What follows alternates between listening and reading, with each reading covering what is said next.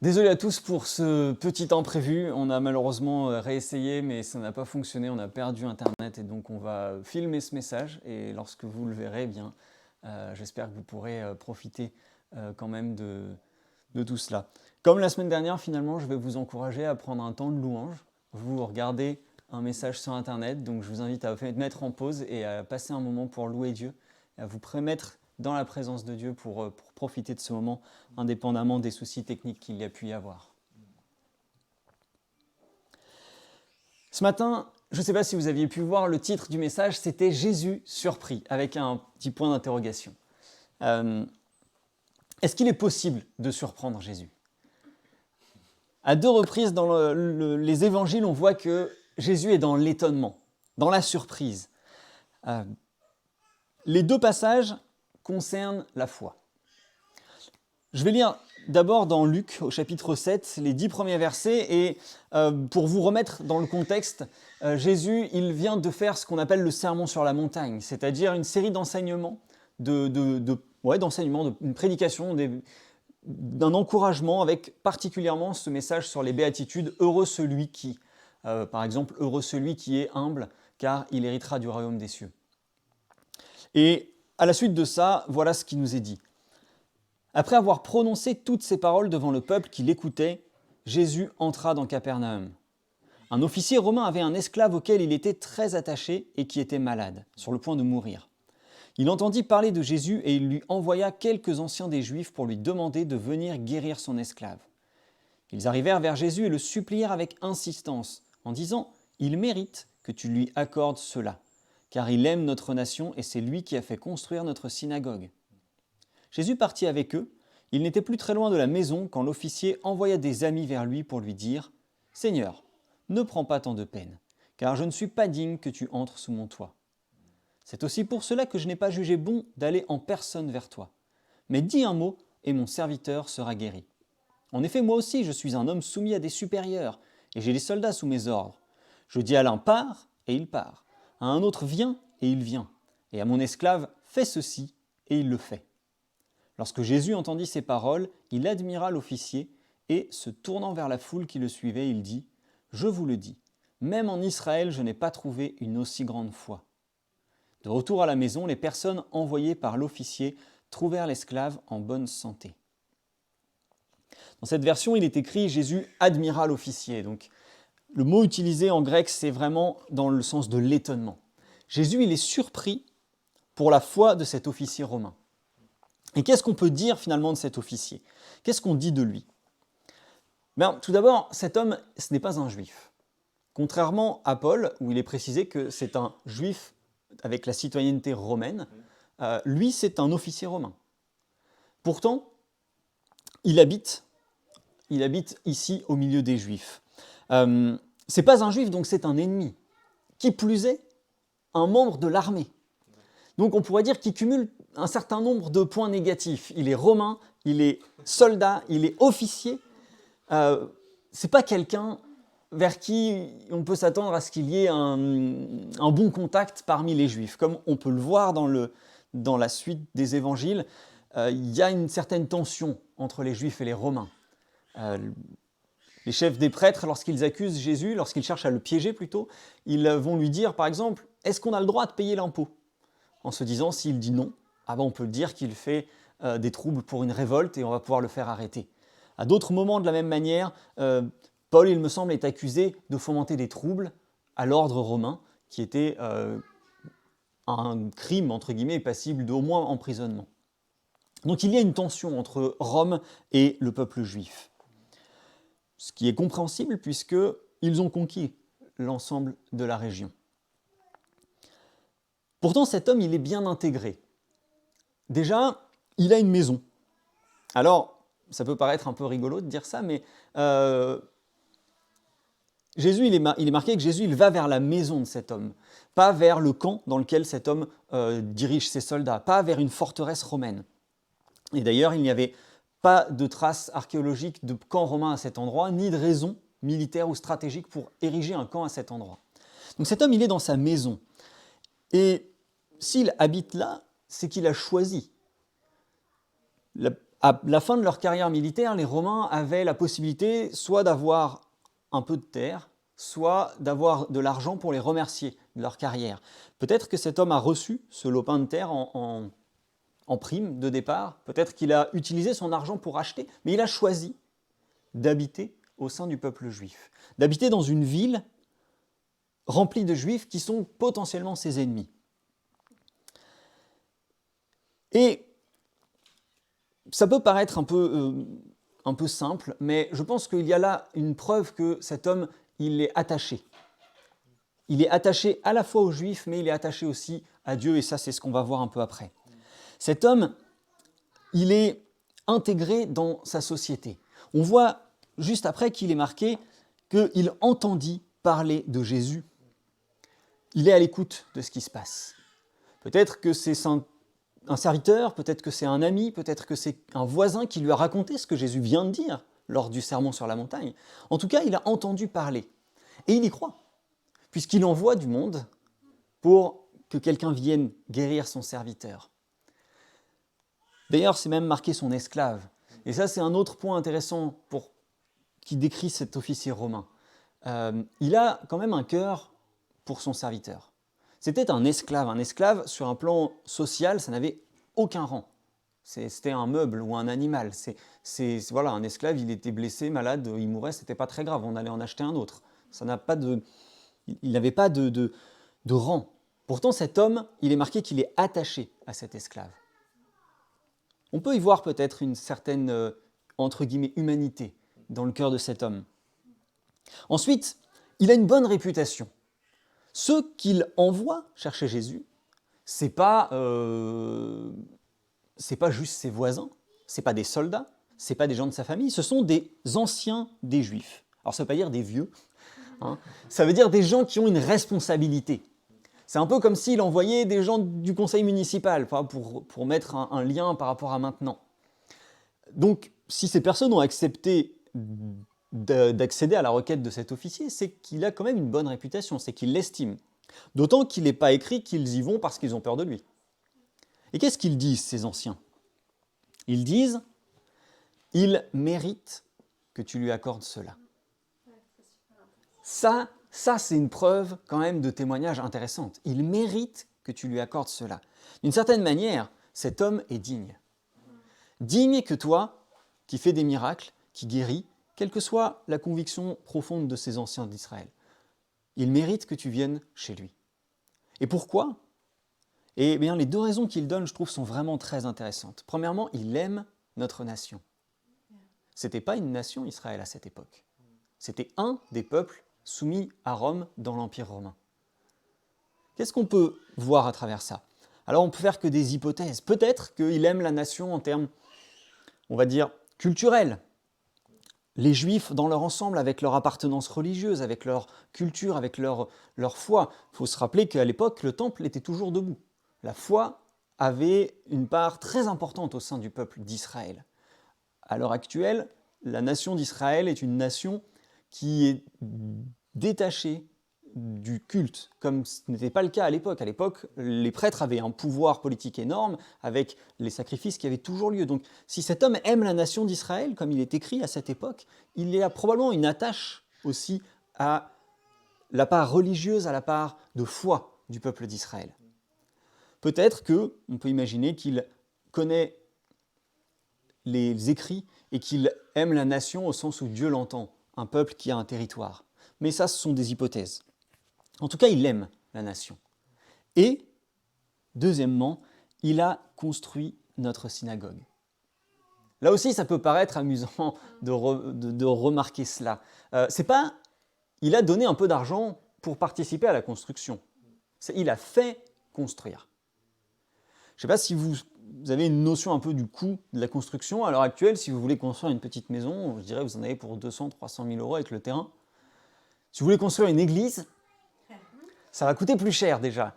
Ça va être un bâtiment qui va être plus grand. Ça va être un terrain qui va être plus grand. Le bâtiment, ça ne va pas être juste un hangar avec des tôles. Ça va être quelque chose d'un peu plus travaillé. Et à l'époque, un lieu de culte, c'était quelque chose qui devait être beau, qui devait avoir une certaine allure. On ne pouvait pas faire un truc moche, entre guillemets, pardon de l'expression. Donc on peut imaginer qu'à l'époque, à notre époque, ça serait quelque chose de l'ordre du million d'euros, minimum. Cet homme a fait construire la synagogue. Qui investirait autant d'argent dans un bâtiment auquel il ne prêterait aucun intérêt? Même si on part sur des considérations politiques, il aurait à la rigueur investi un peu d'argent. Il aurait à la rigueur donné des pots de vin, Non, il a fait construire. Et ce n'est pas pour son usage propre, c'est pour le peuple, puisque les anciens disent notre synagogue, pas la sienne. Donc cet homme, il met ses biens à disposition de Dieu. Donc là, on a un autre point qui nous prouve, avant même ce qui va suivre, que cet homme, il est probablement profondément croyant. Il a un vrai attachement à Dieu. Et avant de continuer, on peut déjà faire une pause sur cet officier. Finalement, qu'est-ce que ça donne comme impression, cet homme? Qu'est-ce qu'on vient de décrire là, finalement? Avec un cœur, quelqu'un qui aime. Quelqu'un avec un cœur. Finalement, ce qu'on vient de décrire, c'est son témoignage. On vient de décrire le témoignage d'un homme. Un homme qui est au milieu des autres, alors qu'il est un étranger, qui a une bonne réputation, qui aime son serviteur, qui donne ses moyens à Dieu. On pourrait dire que c'est un peu une image du chrétien au sein du peuple juif, déjà un peu en avance. Il est au milieu des Juifs, il vit là-bas, il s'est installé là-bas, il aime son prochain, il donne ses biens à Dieu, il a une bonne réputation. Déjà rien que là, il a un beau témoignage. Et qu'est-ce que cet officier dit de lui-même? Parce que ça va être très intéressant. Il dit « je ne suis pas digne ». Il commence sa phrase par dire « Seigneur ». Alors, Seigneur, le mot grec qui est utilisé, c'est kurios, alors je le dis peut-être mal, c'est maître, c'est celui qui a l'autorité, c'est Seigneur dans le sens celui qui est au-dessus. Et une des traductions du mot, c'est même Dieu le Messie. Cet homme, il reconnaît Jésus, au moins en tant que son supérieur. Sur un plan de société, à l'époque, le Romain était supérieur aux Juifs. Et ils appelaient les Juifs juifs. Il y avait un statut social, une hiérarchie comment on pourrait dire, un peu comme avec les nobles et les gens du peuple, en fait, finalement, qu'on a pu avoir en France dans les années qui ont suivi. C'est vraiment, le Romain était au-dessus. Pourtant, lui, il dit à Jésus, Seigneur, dans le sens, celui qui a l'autorité, celui qui est supérieur. Et ensuite, qu'est-ce qu'il dit? Je ne suis pas digne. Il reconnaît Jésus comme lui étant supérieur et il se reconnaît comme n'étant pas digne de l'accueillir. Il dit, je ne suis pas digne que tu viennes chez moi, je ne suis même pas digne de me présenter devant toi. L'humilité de cet homme qui avait un rang social élevé, c'était non seulement un Romain, mais un officier dans l'armée. Donc c'était quelqu'un qui avait un statut. Je ne suis pas digne que tu viennes chez moi. En comparaison, des chefs, des prêtres qui disent, cet homme est digne que tu viennes le voir. Lui dit non. Non, je ne suis pas digne que tu viennes chez moi. Et là, il va utiliser un argument que je trouve assez intéressant. Je pense que cette argumentation, elle lui parlait beaucoup à cet homme. Il dit, moi je suis soumis à une autorité. Voilà, il parle sur un plan militaire. Quand je dis à mon soldat, va, il va. Viens, il vient. Quand je dis à mon serviteur, fais, il fait. Voilà, il dit, voilà, il y a une autorité. Moi j'ai l'autorité, je choisis ce que je donne comme ordre, et quand je donne un ordre, l'ordre il est accompli. Mais il dit un peu plus que ça. Il dit, on est au verset 7, 8. Moi aussi, je suis soumis à une autorité.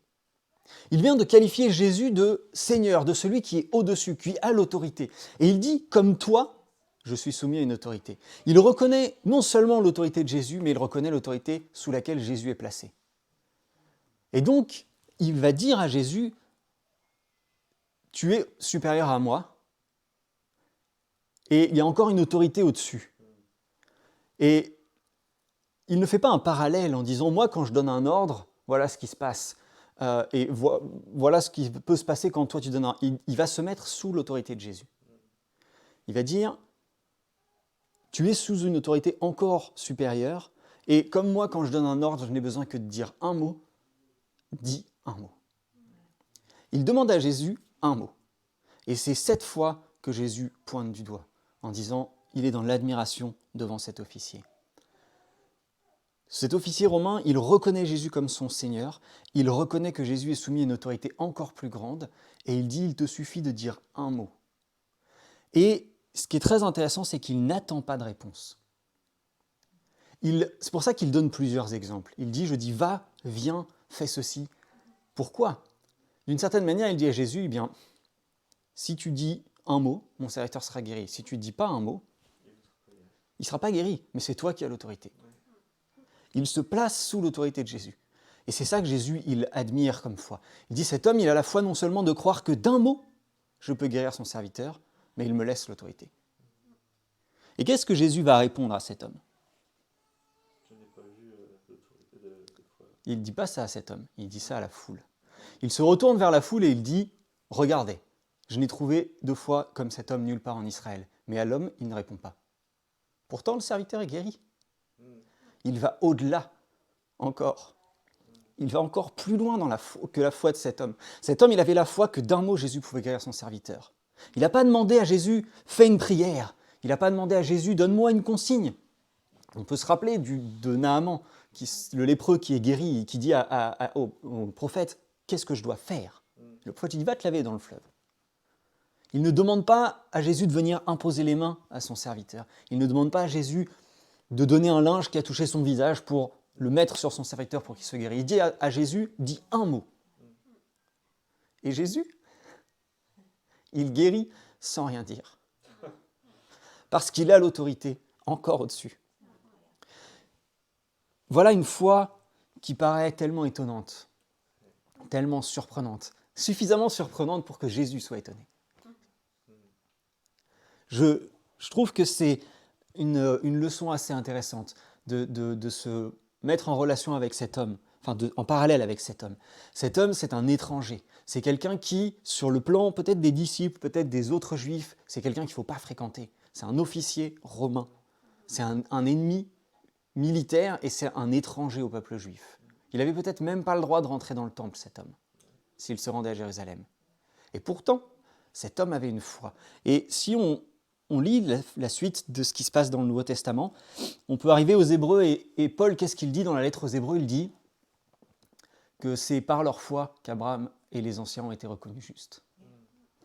Ici, on peut voir un peu une préfiguration de la foi qui rend juste pour toutes les nations. Jésus, il va guérir l'homme de cet officier, le serviteur de cet officier, alors que ce n'est pas un juif. Jésus lui-même dit « Je suis venu pour les juifs », d'abord. Et ensuite, eux, ils répandront le message à tout le monde. Mais là, il est reconnu juste. Et sa foi est mise en évidence. Un enseignement sur la foi, je pense qu'on pourrait être très orgueilleux de se dire qu'on a la même foi que cet homme, de croire qu'un mot, parfois, suffit à nous guérir. Et Jésus, comme je disais, c'est tellement beau de voir que Jésus, il va au-delà. On a parfois une limite dans notre foi et on se dit, si telle ou telle chose se passe et on prie avec quelque chose peut-être de détaillé pour que Jésus nous guérisse et Jésus, il ira plus loin. Là, cet homme, il avait la foi d'un mot. Et Jésus, il a été encore plus loin. Il a été encore plus loin, il n'a rien dit. Et le serviteur a été guéri. Et l'officier, il n'attendait même pas de réponse. Ses amis, quand ils reviennent, il n'est pas dit qu'ils reviennent et ils lui rapportent. Ils reviennent et ils trouvent le serviteur guéri. Une autre chose qu'on pourrait voir aussi là-dessus, c'est que quelqu'un qui pourrait ne pas être jugé digne, c'est peut-être celui-là que Jésus veut. Celui de notre entourage, celui qui nous côtoie, auquel on pourrait se dire, lui vraiment, c'est pas la peine. C'est peut-être justement lui que Jésus veut. C'est peut-être, je trouve très, très touchant le petit message de Kat, ce mail qu'elle a reçu. Comme elle dit, on a parfois une retenue. On a parfois une retenue dans le zèle de témoigner.